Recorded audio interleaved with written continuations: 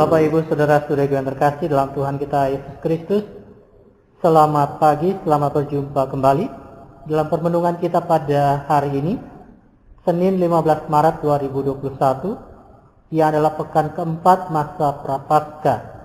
Kita akan merenungkan dari Injil Yohanes pasal 4 ayat 43 sampai 54. Mari kita buka dengan tanda kemenangan Kristus dalam nama Bapa dan Putra dan Roh Kudus. Amin. Sekali peristiwa, Yesus berangkat dari Samaria dan pergi ke Galilea, sebab ia sendiri telah bersaksi bahwa seorang nabi tidak dihormati di negerinya sendiri. Setelah Yesus tiba di Galilea, orang-orang Galilea pun menyambut dia karena mereka telah melihat segala sesuatu yang dikerjakan Yesus di Yerusalem pada pesta itu, sebab mereka sendiri pun turut ke pesta itu. Maka Yesus kembali lagi ke Kana di Galilea, di mana ia membuat air menjadi anggur. Dan di Kapernaum ada seorang pegawai istana yang anaknya sedang sakit.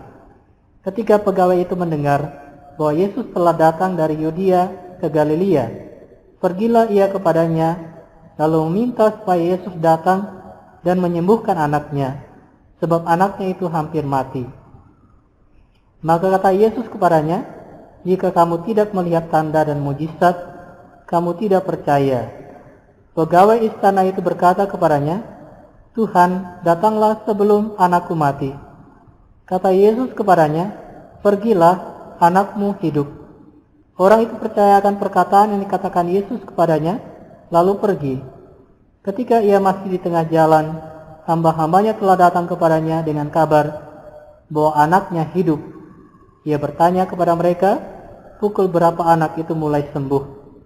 Jawab mereka, "Kemarin siang pukul 1 demamnya hilang."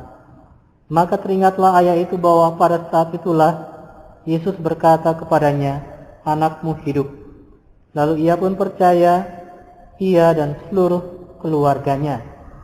Dan itulah tanda kedua yang dibuat Yesus ketika ia pulang dari Yudea ke Galilea.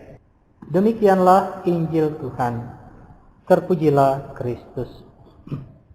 Bapak, Ibu, Saudara-saudari yang terkasih dalam Tuhan kita Yesus Kristus, dalam Injil hari ini kita mendengarkan kisah Yesus yang menyembuhkan seseorang hanya dengan perkataan dari jauh.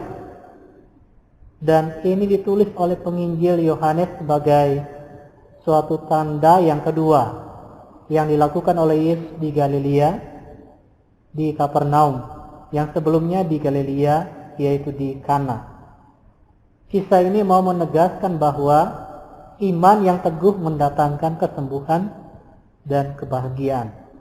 Oleh karena itu, penting sekali selalu meneguhkan dan membaharui iman dan percaya kita akan Yesus Kristus. Apakah kita sungguh-sungguh percaya kepadanya? Apakah kita sungguh-sungguh mempunyai iman yang mendalam akan Yesus Kristus? Jika demikian, maka kita akan selalu berpaut padanya dan mengikuti kehendak Tuhan, bukan kehendak kita. Mengikuti Tuhan meskipun di dalamnya kita menemukan salib, kita tetap beriman kepadanya.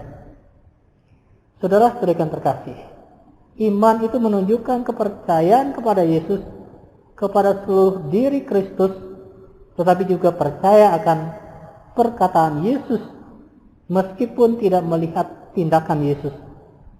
Dan iman inilah yang ditunjukkan oleh seorang pegawai istana yang datang kepada Yesus dan memohon kepada Yesus untuk datang dan menyembuhkan anaknya yang sedang sakit. Awalnya pegawai istana itu meminta Yesus datang ke rumahnya untuk melihat anaknya. Tetapi Yesus hanya menyampaikan firman-Nya, "Pergilah, anakmu hidup." Pegawai istana itu percaya akan perkataan yang disampaikan oleh Yesus, ia pun pergi ke rumahnya dan mendapati anaknya sudah sembuh dan hidup, sehingga ia dan seluruh keluarganya percaya kepada Yesus. Saudara-saudari yang terkasih, pegawai istana itu percaya meskipun ia tidak melihat tindakan yang dilakukan oleh Yesus. Ia percaya akan perkataan yang disampaikan oleh Yesus. Inilah iman yang teguh, yang percaya walaupun Yesus hanya berfirman. Dan ini kontras dengan orang-orang pada waktu itu yang percaya kalau melihat tindakan yang dilakukan oleh Yesus. Yesus sendiri menegaskan bahwa berbahagialah orang yang percaya meskipun tidak melihat. Marilah kita meneguhkan iman dan percaya kita kepada Yesus untuk selalu percaya akan kuasa Tuhan yang memberikan kebahagiaan dan keselamatan untuk kita. Kita percayakan firman-Nya dan tekun untuk melaksanakannya dalam kehidupan kita. Amin. Dalam nama Bapa dan Putra dan Roh Kudus. Amin.